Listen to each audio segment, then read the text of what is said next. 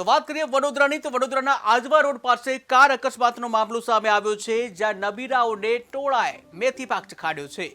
Police તપાસમાં મોટો ખુલાસો થયો છે, જ્યાં અકસ્માત સર્જ્યો હતો એ ધોરણ 9નો વિદ્યાર્થી નીકળ્યો હતો, ત્યારે યુવક સહિત તેના પિતા સામે પણ ગુનો દાખલ કરવામાં આવ્યો છે. ત્યાં સગીર યુવક મિત્ર સાથે કાર લઈને પ્રસંગમાં જતો હતો, ત્યારે રોડ પર રાહદારીને જોઈ અને સ્ટેરિંગ પરથી કાબુ ગુમાવ્યો હતો, ત્યારે ઓવરસ્પીડને કારણે કાર ડિવાઈડર કુદાવી થાંભલા સાથે અથડાતા મોત અકસ્માત થયો હતો.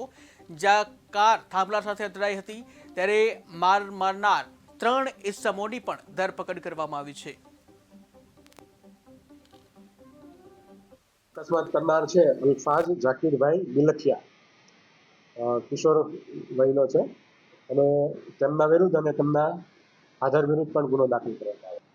અકસ્માત બાદ પોલીસને જાણ થતા તાત્કાલિક પાણીગેટ પોલીસ સ્ટેશનના બધા સ્ટાફ ત્યાં પહોંચી ગયેલ અને લોકટોળા જે ભેગા થયેલા તેમને વિખેરી દેવામાં આવેલ અને ગાડી છે એ ડિવાઈડર સાથે અથડાઈ ગયેલી અને એકદમ જેને કહેવાય ખૂબ જ ડેમેજ થયેલી.